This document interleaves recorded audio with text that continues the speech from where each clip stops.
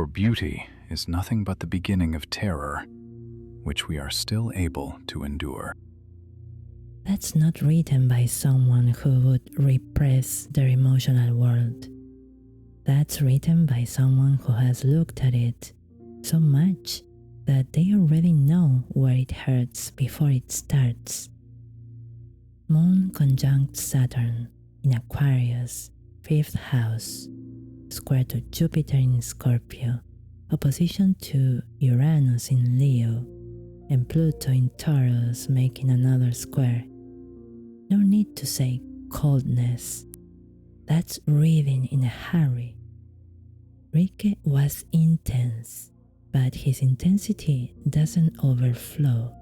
It condenses. To be an artist means not to calculate or count, but to ripen like the tree, which does not rush its sap and stands confidently in the spring storms without fear that summer might not come afterward. Summer comes, but it comes only for the patient, who are there as if eternity stretched before them, so wide and silent, without worries. A letter from Rilke. It's not entirely clear to whom. To the beloved, perhaps, to poetry, to grief, to himself. To have no times is to have no present. It means that everything that happens already happened long ago or hasn't happened yet. Moon-Saturn does that, turns immediacy into memory in advance. It's not cold, it's another rhythm. Emotion doesn't come and go like a visitor. It settles in, asks for a chair, stays a season, and when it leaves something written on the wall. That is why it is so important to be alone and attentive when one is sad, because the silent moment when our future enters us is much closer to life than that other noisy and accidental point when it happens to us from outside. Rilke doesn't write when everyone else writes. His emotions don't jump when the doorbell rings. They wait. They sit in the hallway of the 5th house while Saturn checks his watch. When does this come out? Is it ready? Aren't you confusing sincerity with disorder? Rilke's answer isn't an outburst.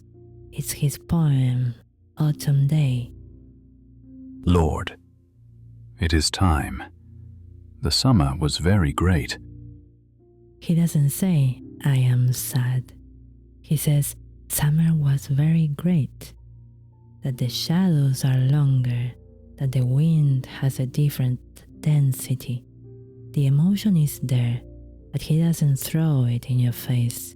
He places it inside the duration of things. Jupiter in Scorpio squares from below. Rilke isn't an elegant, distant poet writing about angels for no reason. Rilke writes about angels because angels are what you cannot embrace.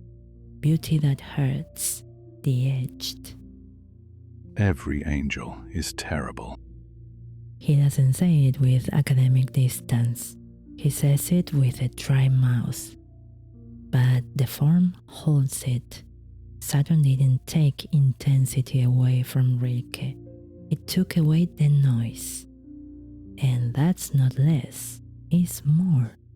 Because what is said in a low voice sometimes lingers longer. How can I keep my soul so that it does not touch yours? How can I lift it above you toward other things? No loud drama, no theatrical tearing. There is a mathematical and sacred question about distance. How to draw a line so that love doesn't destroy individuality, as if the pain of connection were a delicate geometry to be measured with a compass. That's Moon-Saturn in Aquarius.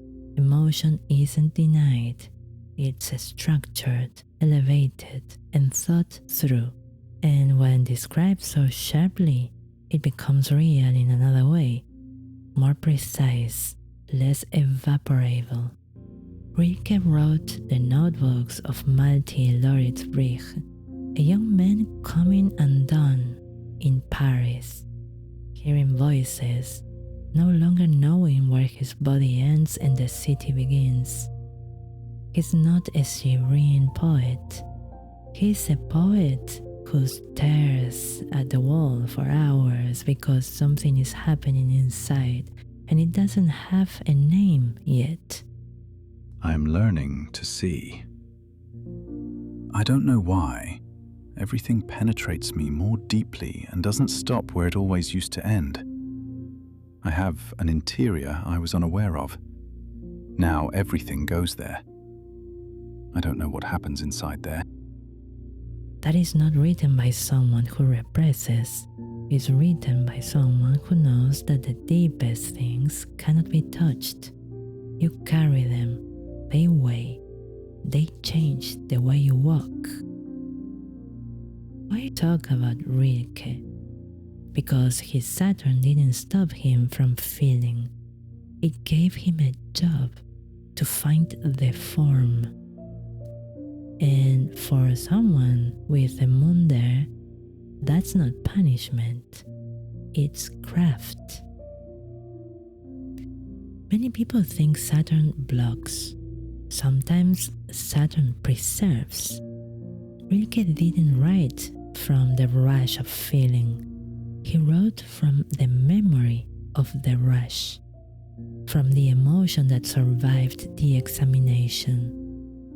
That's why his verses don't wear out, because they weren't spoken in the heat of the moment, they were spoken later, when there was no hurry, when the emotion had been forced to stay along long enough to learn how to speak without going out of tune. Do not be afraid of suffering. Return that heaviness to the earth's own weight. Heavy are the mountains, heavy are the seas. The end of the book of Hours. The text doesn't say how beautiful. It says that existence crushes you and demands. The earth doesn't comfort you. It sustains you through its own weight. It forces you to incarnate. Uranus in Leo in opposition, individuality imposes itself as creative flash. Pluto in Taurus in square. The material, the earthly, the body, death, but cannot be negotiated. Rilke didn't write from idealistic comfort. He wrote from the physical obligation to respond to the gravity of life. Next time, transits, or existential horoscopes, or someone's chart that rings a bell, or a film, or a song. Always geometry in motion, always ordinary life becoming strange without ceasing to be ordinary. Rilke didn't write emotions. He brought them to their knees before Saturn. And still, and perhaps because of that, they reach our souls.